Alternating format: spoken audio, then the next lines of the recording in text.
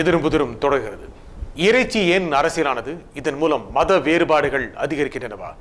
எந்த மதம் யாருக்கு சார்பாக போகும்? கட்சிகள் மதங்களை எந்த அளவுக்கு தங்களுக்கு சாதகமாக மாற்றுவதற்கு இறைச்சி என்ற அரசியலை பயன்படுத்துகின்றன? இதை பற்றி பேசுவோம்.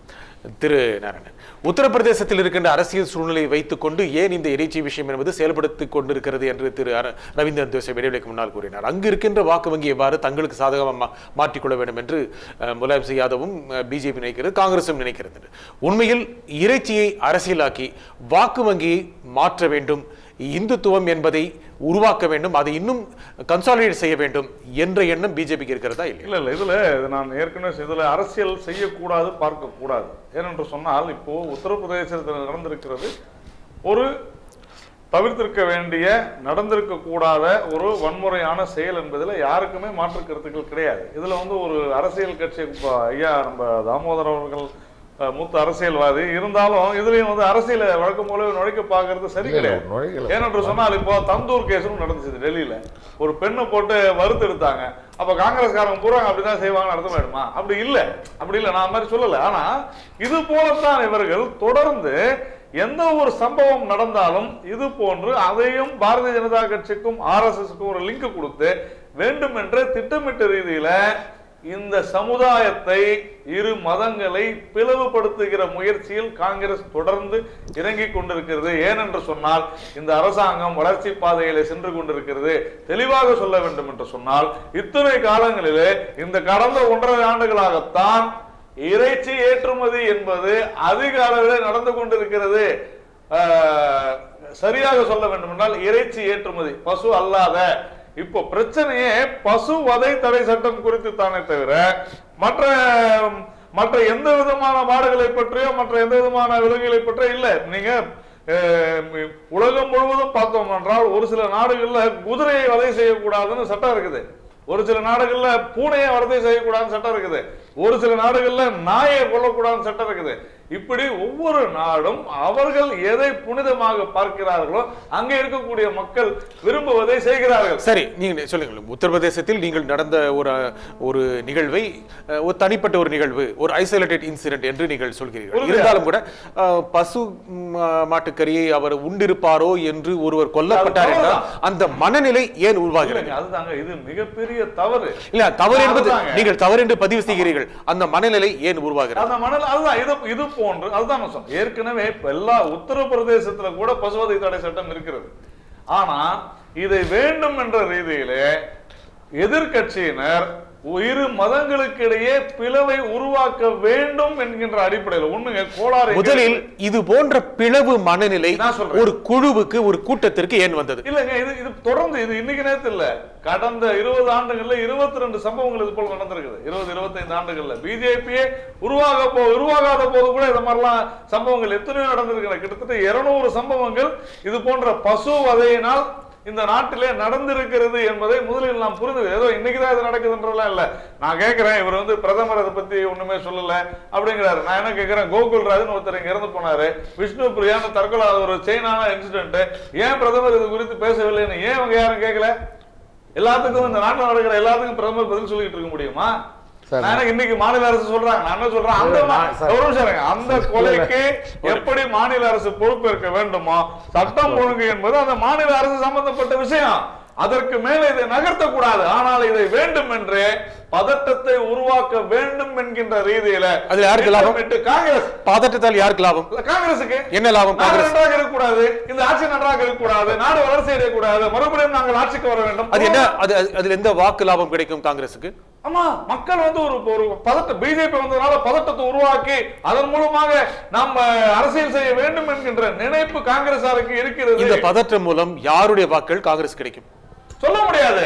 ஐயோ, ஒரு டிஸ்டர்பன்ஸ் வருது, காங்கிரஸ் சொல்றது உண்மையா இருக்குமோன்னு இது நேரடியாக சொல்லுங்க. காங்கிரஸுக்கு யாருடைய வாக்கு கிடைக்கும்? இந்துக்கள் வாக்குகளா, முஸ்லீம்? அப்படி இல்ல சார். அதாவது ஒரு பதட்டத்தை உருவாக்கி அதன் மூலம் ஒரு அமைதியின்மையை உருவாக்க வேண்டும். என்ன லாபம் என்று சொல்லுங்க. லாபம்னா வளர்ச்சி அடையக்கூடாத நாடு, பதட்டம் இருக்குது, அதனால வளர்ச்சி பணிகள். தேர்தல் லாபத்திற்கான நோக்கம் காங்கிரஸ் இருக்குமா இல்லையா? தேர்தல் அவங்க ரொம்ப விஷனரி. காங்கிரஸோட விஷன் பெரிய விஷன். என்ன விஷன்னாக்கா, இன்னும் 4 வருஷத்துக்கு பதட்டத்திலேயே வச்சுக்கிட்டு இருக்கணும், இவங்க வேற எதுல கான்சென்ட்ரேட் பண்ணக்கூடாது. ஏன் பிரதமர் பதில் சொல்லவில்லை? நான் என்ன கேட்கிறேன், பிஜேபி வந்ததால் மத வேறுபாடுகள் மத மோதல் அதிகரிக்கின்றன என்று காட்ட காங்கிரஸ் நினைக்கிறதா? நான் என்ன கேட்கிறேன், நீங்க சொல்லுங்க, காங்கிரஸ் நினைக்கிறதா? காங்கிரஸ் நினைக்கும். ஏன்னா அவங்களுடைய ஆட்சியில தான் கடந்த 68 ஆண்டு காலத்துல ஒரு 8 வருடம் போக 60 ஆண்டுகள் கிட்டத்தட்ட 17,757 பேர் இருந்திருக்கிறார்கள் மத மோதல்கள்ல. அப்போ இவங்க வந்து இதற்கு நரேந்திர மோடியோ அல்லது பிஜேபியோ இருக்கிற அரசு காரணம் என்று சொன்னால் அத்துணை மரணங்களுக்கும் அத்துணை கலவரங்களுக்கும் காங்கிரஸ் பொறுப்பேற்குமா? ரெண்டே 2 உதாரணம் தான். ஒன்னு அசீம்புரா, அங்கே மத கலவரத்தினால் இந்துக்கள் யாரும் முஸ்லிம்களை கொள்ளவில்லை. ஆனால் அப்போது இருந்த அரசின் அந்த துணைநிலை ராணுவ படைகள் 42 இஸ்லாமியர்களை நெற்றுப்பொட்டில் சுட்டு ஆற்றிலே வீசி எறிந்தது எல்லோருக்கும் தெரியும். அதே போலதான் நம்ம பகல்பூர் ரயாட்ஸ் சென்ற மாதம் 7ஆம் தேதி பீகார்ல இது குறித்த ஒரு மிகப்பெரிய அறிக்கையை சமர்ப்பித்திருக்கிறது. தெளிவாக காங்கிரஸ் அரசுதான் காரணம் என்று சொல்லி இருக்கிறது. அன்னைக்கு அந்த ரயாட்ஸ்ல 87ல ஏதாவது ஒரு இந்து முஸ்லிமை கொலை செய்தார்கள் என்று இருக்கிறதா என்றால் கிடையாது. 2000 இஸ்லாமியர்கள் கொல்லப்பட்டிருக்கின்றனர். யாரால் இதை மக்கள் உணர தவறுகிறார்கள். காங்கிரஸ் தொடர்ந்து இது போன்ற பொய்யான தகவலை பரப்பி இந்த நாட்டிலே பதட்டத்தை உருவாக்கி ஜாதி மத மோதல்களை உருவாக்குகிறது. சரி திரு தாமோதரன், மாமிசத்தை வைத்துக் கொண்டு அரசியல் நடத்தி அதன் மூலம் இந்துக்களின் வாக்களை பெற்றுவிடலாம் என்று பிஜேபி நினைப்பது போல் உங்கள் கட்சியுடைய மூத்த தலைவர்கள் ஏன் கருத்து சொல்கிறார்கள்? இல்லை, அதுக்கு முன்னாடி நண்பர் நாராயணன் சொன்னார், பல குற்றச்சாட்டுகளை காங்கிரஸ் மேலே வச்சார். மத ஒற்றுமை, அனைத்து மதத்தினரும் சமமாக வாழ வேண்டும், அனைவருக்கும் உரிமை கிடைக்க வேண்டும் என்பதில் காங்கிரஸ் வந்து விடுதலை போராட்டத்திற்கு முன்பும் சரி பின்பும் சரி இன்று வரை அப்படி தான் இருக்கிறோம். அதனால் நீங்களாக ஏற்படுத்திக்கின ஒரு இதுக்கு வந்து நாங்கள் பொறுப்பு இல்லை. ஒன்று, இன்றைய நான் வந்து மத கலவரம் ஏன் நடக்குதுன்றதுக்கு சொன்னேன். அதாவது வந்து பாபர் மசூதி இடிப்பு, ஒரு நண்பர் கூட சொன்னால் காங்கிரஸ் அந்த ட்ராப்பில் நாங்கள் ஒன்றும் விழலை. ஏன்னா அன்று பிரதமராக இருந்த நரசிம்மராவ் கிட்ட உத்தரப்பிரதேச அமைச்சர் கல்யாண சிங் தான், பிஜேபி அமைச்சர் தான் உறுதிமொழி கொடுத்தார் டெல்லியில் போயிட்டு, நாங்கள் அது பாதுகாப்பு கொடுப்போன்னு சொல்லிட்டு. அங்கே டெல்லியில் பேசிட்டு வந்து எங்கள் இடிக்கிறதுக்கு அத்வானிக்கு துணை போனார். அன்றைக்கி இந்த இவங்களுடைய தலைவர் அத்வானியுடைய தோளில் வந்து உட்கார்ந்தது இன்றைய பெண் அமைச்சர் உமா பாரதி. இந்த காட்சிகள்லாம் பல ஊடகத்தில் வந்திருக்குது. நான் கேட்பதெல்லாம் என்னென்னா, ராமருக்கு இப்போ நரேந்திர மோடி குஜராத் மாநிலம் பல மாநிலங்கள் இருக்கிறீங்க, நீங்கள் 10,000 ஏக்கரில் நீங்கள் அதானிக்கு கொடுத்த மாதிரி 1 ஏக்கர் 1 ரூபாய் கொடுத்த மாதிரி ராமருக்கு ஃப்ரீயாக கொடுங்க. 50,000 ஏக்கரில் நீங்கள் வந்து வேறு விவாதம் நான் விவாதத்தை வரேன். பிஜேபி ஏன் இதெல்லாம் காரணம்? காங்கிரஸ் சொன்னார்ல, நீங்க ராமர் கோயில் எங்கன்னா கட்டுங்களா சார், நான் ஒன்றும் வேணான்னு சொல்லல சார். மசூதி நான் பேசல, வழக்கு இருக்கிறாலும் பேசல. நான் சொல்வதெல்லாம் இந்த ராமர் கோயில் கட்ட வேண்டும் இந்த ரத யாத்திரை நடத்தியவரே இன்றைய பிரதமர் மோடி அவர்கள் தான். சரி, அதனால்தான் அதனுடைய பேக்ரவுண்ட்ல வந்து குஜராத் கலவரம் நடக்குது. சரி, நீங்கள் இப்பொழுது 1000 பேர் கொல்லப்படுறாங்க. மாமிசத்தை வைத்து இந்துக்களின் வாக்குகளை பிஜேபி கவர்ந்து விடும் என்று காங்கிரஸ் செஞ்சுக்கிறது. நாங்க மாமிசத்தை வைத்து நாங்க அரசியல் நடத்த வேண்டிய அவசியம் காங்கிரஸ் கட்சிக்கு கிடையாது. முதல்ல நான் வன்மையாக நான் மறுக்கிறேன். எப்படின்னா, நீங்கள் வந்து சார் யூபியில் வந்து அவங்க பொருளை கலப்புறது யார் சார்? ஒரு நமக்கு பின்னாடி ஒரு தலைவர் இருந்தால் தான் கலவரத்தில் ஈடுபடுவான். யார் அந்த தலைவர்? அதான் யாருன்றது அவர் தான் சரி. இன்னைக்கு இந்த RSS, பஜ்ரங்க தள், இந்து மகாசபை, அந்த மகாசபை, ஏன் தனிப்பட்ட அமைப்புகளை தலைவர்களை குற்றம் சுமத்துகிறீர்கள்? இல்ல சார், நீங்க வந்து 2 சமுதாயத்தினர் அந்த கிராமத்தில் இருந்திருக்காங்க. தாத்ரி எல்லா கிராமங்களிலும் பல சமுதாயத்தினர் இருக்காங்க. இல்ல, தாத்ரி கிராமத்தில் நான் சொல்ல சார், அவங்க அமைச்சர் சொல்றாரு, அருண்ஜேட்லி சொல்லியிருக்காரு. இன்னைக்கு இவர் இன்னொன்று கூட சொன்னார், அசாம் கார்டன் அமைச்சர் தான் வந்து இவங்க மேல குற்றச்சாட்டு சொல்றாரு, காங்கிரஸ் மட்டும் சொல்லலை. இன்னைக்கு எல்லாருமே அதை கண்டிச்சிருக்காங்க. எப்படி தைரியம் வரும் சார்? இப்போ வந்து இப்போ நாங்கள் வந்து ஒரு ஆர்ப்பாட்டம், மொழி போராட்டமோ, இன போராட்டமோ, மத போராட்டமோ, கலவரங்களோ, தீவிரவாதங்கள் எப்படி நடக்குது? நீ பின்னாடி இருந்து ஒரு தலைவர் வந்து அவருக்கு ஆதரவாக இருந்தால்தான் தொண்டர்கள் வந்து இந்த புகாரை நீங்கள் பிஜேபி மீதோ சங் பரிவார் மீதோ நீங்கள் சுமத்தும் போது உங்களுக்கு என்ன லாபம் சார்? லாபமே கிடையாது சார். மக்கள் தலைவர், எங்கள் பெருந்தலைவர் காமராஜரே வந்து அன்னைக்கு இதே இந்த பசுவதை தடுப்பு இயக்கத்துக்கோசரம் தான் இந்த RSS இயக்கத்தில் வந்து ஊடு பூந்து டெல்லியில் கொளுத்து போனாங்க இல்லையா? சொல்லுங்க பாப்போம். 2 பிரதமரை தேர்ந்தெடுத்த உத்தம தலைவர், வாடகை வீட்டில் குடியிருந்து மறைந்த தலைவர் யார் சார் கொல்ல போனது? சரி, நீங்கள் மாமிசம் என்பது பயன் தரும் நினைக்கிறீங்களா? மாமிசம் இந்த அரசியல் பயன் தரும் நினைக்கிறீங்களா? சார், அரசியல் பயன் தருவதோ இல்லையோ, இது வந்து வன்மையா கண்டிக்கிறோம். இதுக்கு நடவடிக்கை எடுக்கணும். இதுக்கு வந்து நான் வந்து பிரதமர் மோடி பதில் சொல்லணும்னு நான் மட்டும், காங்கிரஸ் மட்டும் கேட்கல. அதாவது ஆம் ஆத்மி கட்சி கேட்டுக்கிறாங்க, டெல்லியில, யூபியில சமாஜ்வாடி, மாயாவதி எல்லாம் கேட்டிருக்காங்க. சரி, சரி. அதனால அவங்களுக்கு எல்லாம் பதில் சொல்லிட்டு அப்புறமா காங்கிரஸுக்கு வாங்க. சரி, திரு ரவீந்திரன் துரைசாமி, இந்த மாமிச பிரச்சனையால் மத வேறுபாடுகள் அதிகரிக்கிறதா, போலரைசேஷன் ஆகுதா? இல்ல, அதாவது போலரைசேஷன் இப்ப இதுல இல்லைன்னா ஒரு குறிப்பிட்ட வாக்குக்காக சகோதரர் சொன்ன மாதிரி ஆம் ஆத்மி, சமாஜ்வாடி எல்லா கட்சிகளும், ஆனா இன்னொரு குறிப்பிட்ட வாக்குக்காக பிஜேபி மட்டும், அது பிஜேபிக்கு லாபம். அது என்னென்ன குறிப்பிட்ட வாக்குன்னு சொல்லுது? குறிப்பிட்ட வாக்குறது இந்துக்கள் வாக்கு, இது சிறுபான்மையினர் வாக்குகள். இந்துக்களையும் எல்லாரும் ஒரே லெவல்ல இல்ல. ஆனா இதை வந்து ரொம்ப கேர்ஃபுல்லா டீல் பண்ணது காங்கிரசின் மூத்த தலைவரான நரசிம்மராவ். நரசிம்மராவ் வந்து இவர் சொன்னாரு, மீறி தான் கல்யாண் சிங் தான் இடிச்சாரு. அப்ப இடிச்சிட்டியா, சரிப்பா நீ தான் இடிச்சிட்ட, தப்பு பண்ணிட்ட, ரூல் ஆஃப் லா இல்ல, ரூல் ஆஃப் ஜங்கிள். நீ நாட்டாட்சி நடத்தல, ஒரு காட்டாட்சி நடத்துற. இந்த காட்டாட்சி நடத்துறவங்க எல்லாம் ஆட்சி நடத்தாண்டாம். உத்தரப்பிரதேசம், மத்திய பிரதேசம், இமாச்சல் பிரதேஷ், ராஜஸ்தான் 4 ஸ்டேட்டையும் இந்த காட்டாட்சி நடத்துறவங்க வந்து இந்த ஸ்ட்ரக்சரை இடிச்சிட்டாங்க. அதனால நான் இவங்களை டிஸ்மிஸ் பண்றேன்னு நரசிம்மராவ் டிஸ்மிஸ் பண்ணாரு. ரிசல்ட் என்னாச்சு? உத்தரப்பிரதேசல பிஜேபி ஆட்சி இழந்துட்டு, மத்திய பிரதேசல ஆட்சி இழந்துட்டு, இமாச்சல்ல ஆட்சி இழந்துட்டு, ராஜஸ்தான்ல தப்பிச்சோம் பழிச்சோன்னு பைரன் சிங் சகாவத் வந்து ஆட்சிக்கு வந்தார். ஆக அந்த இதை வந்து நரசிம்மராவ் காலகட்டத்தில் காங்கிரஸ் சரியா கவுண்டர் பண்ணாங்க. அதுக்கு பிறகு நான் மீண்டும் இவங்கள்ட்ட வற்புறுத்தி சொல்றது இதுதான், ஏகே ஆண்டனி கமிட்டியை நீங்க மீண்டும் செயல்படுத்த பாருங்க. ஏகே ஆண்டனி கமிட்டியை வந்து நீங்க படிச்சா மட்டும் போதாது, அது செயல்படுத்தி பண்ணாதான் நீங்க இந்த பிஜேபியோட இந்த கவுண்டர் பண்ண முடியும். சிறுபான்மையினருக்கு சாதகமாக இருந்ததால் கடந்த மக்களவை தேர்தலில் காங்கிரஸ் தோற்றது என்று ஏகே ஆண்டனி கூறினார். நிச்சயமாக சிறுபான்மையிற்கு இன்னும் அவர்கள் ஆதரவாக இருக்கிறார்கள் என்று கூறுகிறீர்களா? சிறுபான்மைக்கு ஆதரவாக இருக்கிறதுல தவறே இல்ல. அப்பீஸ்மெண்ட் இருக்கு நினைக்கிறீங்களா? அப்பீஸ்மெண்டோ அந்த இதனால வந்து மற்றவங்க அதுவே வந்து இவங்களுக்கு ஒரு எதிர்வினை ஆற்றும் போது வந்து அதை தடுக்க வேண்டிய கடமை காங்கிரஸுக்கு இருக்கு. ஒரு ரெண்டு விஷயம் சொல்றீங்க, அதுவே எதிர்வினையா ஆக்கும்போது தடுக்க வேண்டும். எப்படி எதிர்வினை ஆக்குது? எதிர்வினை ஆக்குதுன்னா காங்கிரஸ் இஸ் ஃபார் முஸ்லிம்ஸ், அவன் வந்து என்ன எக்காரணம் கொண்டும் சிறுபான்மையரை காப்பாத்துவேன்னா அப்போ இந்துக்கள் மத்தியில் என்ன வருது? யார்கிட்ட இருந்து காப்பாத்துவார் இவரு சிறுபான்மையரை? அப்போ இந்த கட்சி வந்து நம்ம கிட்ட இருந்து சிறுபான்மையரை காப்பாத்துறதுக்கு இருக்கும். அப்ப நமக்கு எதிரானதோ அந்த மாதிரி ஒரு இந்த வேகமாக சொல்லும் போது அப்படி ஒரு உணர்வு வருது. இந்துக்கள் காங்கிரஸ் இருந்து விலகுகிறார்களா? நிச்சயமாக இந்துக்கள் வந்து பல இடங்கள்ல நல்லா இருந்த இடத்துல இருந்து விலகுறாங்க.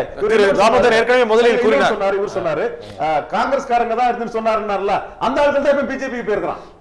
நான் சொல்றேன்ல, காங்கிரஸ்காரன் தான் பண்ணான்னு அவர் சொல்றாரு இல்லையா? எங்க ஊர்ல சொல்ல அப்பு நடேசன், பாலையா, இவங்க எல்லாம் காங்கிரஸ்ல இருந்தா ஆர்எஸ்எஸ் காரங்க, இப்போ அவங்க பிஜேபியில இருக்கிறாங்க. சோ இது எங்க ஊர்ல நான் பார்த்த இது உத்தரப்பிரதேசல எடுத்துட்டீங்கன்னா கமலாபதி திரிபாதி, லோக்பாதி திரிபாதி, என்டி திவாரி போன்றவங்க எல்லாம் வந்து காங்கிரஸ்ல பெரிய லீடரா இருந்தாங்க.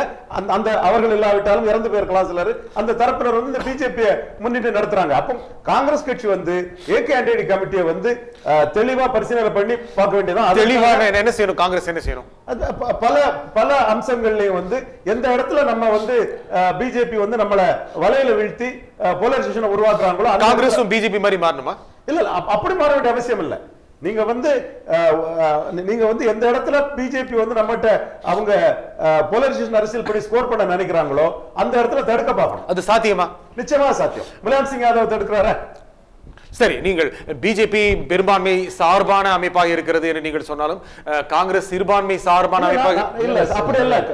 இதே சோனியா காந்திக்கு தான் வந்து 99 2004 அதிக இந்துக்கள் வாக்களித்தாங்க. நம்ம பலமுறை பதிவு பண்ணியிருக்கிறோம். அந்த வாக்குகளை அவங்க இழந்துட்டாங்கன்னா அதை மீண்டும் அதை கெட் பேக், அதை திரும்ப எடுக்கக்குள்ள வேலையை காங்கிரஸ் பண்ணணும். என்ன செய்யணும்? அதற்கான வேலைகளை பண்ணணும். அது அவங்க தான் முடிவு. இல்ல, நீங்கள் சொல்லுங்க. நீங்க சொன்னீங்க ஆண்டனி கமிட்டியோட பரிந்துரை, ஆண்டனி கமிட்டியை பார்த்து அதை செயல்படுத்தினாலே போதும். சரி, திரு அதாவது 2 விஷயம் தாமோதரன் ஐயா சொன்னாங்க. ஒண்ணு, இந்த அயோத்தியா விஷயத்துல அன்னைக்கு இருந்த கல்யாண் சிங் அவர்கள் முதலமைச்சர் வந்து வாக்குறுதி கொடுத்தார். அதனாலதான் நரசிம்மராவ் இதாச்சு. அதனால கல்யாண் சிங் மேலதான் தப்புன்னார். அப்போ ஒரு மாநில முதல்வர் மீது தான் தவறு என்று சொன்னால் இன்றைக்கு கூட அந்த மாநில முதல்வர் முலாயம் சிங் அதை தானே பொறுப்பேற்கணும். ஏன் இவங்க பிஜேபி பேசுறாங்க? சட்டம் ஒழுங்கு என்பது அந்த மாநில நிர்வாகத்தினுடைய ஒண்ணு. 2வது, காமராஜர் பத்தி சொன்னார். ஏதோ அவரை வந்து கொலை பண்ண பார்த்தாங்க, அதெல்லாம் சொன்னார். நான் என்ன கேட்கிறேன், அன்றைக்கு இருந்தது ஆளுங்கட்சி காங்கிரஸ், பிரதமரும் காங்கிரஸ் தான், டெல்லியிலும் காங்கிரஸ் தான். அப்போ ஒரு ஆளுங்கட்சியினுடைய தலைவர் மீது ஒரு மிகப்பெரிய கொலை முயற்சி நடந்திருக்கிறது என்று சொன்னால், ஐயா தயவு செஞ்சு ஏதாவது ஒரு முதல் தகவல் அறிக்கை எஃப்ஐஆர் அதெல்லாம் இருக்குதா அப்படின்னா கிடையாது. திட்டமிட்ட ரீதியில அங்க ஏதோ தீ பிடிச்சிருச்சு, அப்போ வந்து வேண்டும் என்ற ரீதியில திட்டமிட்ட ரீதியில தொடர்ந்து இது போன்ற பொய்களை சொல்கிறார்கள். ஒன்று. 2வது, வதந்தின்றது இல்ல. அதாவது வதந்தியை கலப்புறது, தூண்டி விடுறதுன்னா இந்த நாட்டினுடைய நான் மிகவும் ஒரு காலத்திலே இல்ல இப்பொழுதும் கூட நான் மிகவும் மதிக்கின்ற மதிக்கின்ற ராஜீவ்காந்தி அவர்கள் கூட இந்திரா காந்தி அவர்கள் இறந்த பிறகு சொன்ன வார்த்தை என்ன தெரியுமா? இவ்வளவு கலவரங்கள் நடக்கிறது என்பதற்கு ஒரு பெரிய மரம் விழுந்தால் பூமி அதிரத்தான் செய்யும் என்று 4000 5000 சீக்கியர்கள், அதாவது சிறுபான்மையினர், இவர்கள் நான் இந்தியர்கள் என்று சொல்லலாம், சீக்கியர்கள் சொல்லலாம், சிறுபான்மையினர் 5000 பேர் இறப்பதற்கு அந்த ஒரு வார்த்தை தான் காரணமாக இருந்தது நாம் எடுத்துக்கொள்ளலாமா? ஒன்று. இரண்டாவது, இவர் சொல்றாரு காமராஜரை பத்தி பேசும்பொழுது, எங்களுடைய சாமபிரசாத் முகர்ஜி அவர்கள் காஷ்மீர்ல இறந்தார் சிறையில. அப்போ ஷேக் அப்துல்லாவுக்கும் நேருவுக்கும் தான் நேரடி பேச்சுவார்த்தை இருந்தது. அப்ப அதற்கு யார் காரணம்? இப்படி எல்லாம் பேசிக்கிட்டு ஒவ்வொருத்தரை மாத்தி மாத்தி பேசிக்கிட்டு இவங்க தான். இதுதான் காங்கிரஸ் தொடர்ந்து சில கட்சிகள் மீது, சில அமைப்பினர் மீது வெறுப்பை மக்களிடையே உண்டாக்குவது. எல்லோருக்கும் யார் மீது வெறுப்பை உருவாக்குறது? இவர்கள் யார் மீதுன்னா இஸ்லாமியர்களிடம் இதோ இந்து போன்ற அமைப்புகள் உங்களுக்கு எதிராக செயல்படுகிறது என்று பொய் சொல்லி இவர்கள் தொடர்ந்து பதட்டத்தை உருவாக்கி, பிரிவை உருவாக்கி, இரு மதத்தினரும் எப்பொழுதும் அமைதி இல்லாமல் இருக்க செய்ய வேண்டும் என்று இன்டர்நெட் இல்ல தொடர்ந்து என்ன லாபம்? என்ன லாபம்? அரசியல் அந்த சிறுபான்மையினர் ஒட்டுமொத்தமாக ஒரு குழுவாக வாக்களிக்கிற காரணத்தினாலே நாங்கள் வாக்களிக்கிற காரணம் என்று ஏன் சொல்கிறீர்கள்? உண்மைதான் நான் சொல்றேன். அது சிறுபான்மையினர் கிறிஸ்தவர்களாக இருந்தாலும் சரி, இஸ்லாமியர்களாக இருந்தாலும் சரி, அவர்கள் தங்கள் மதங்களுக்கு, மத குருமார்களுக்கு கட்டுப்பட்டு அவர்கள் சொல்பவர்களுக்கு தான் வாக்களிக்கிறார்கள் என்பதிலே சந்தேகம். கடந்த மக்களவைத் தேர்தலில் சிறுபான்மை மக்கள் வாக்களித்தார்கள்.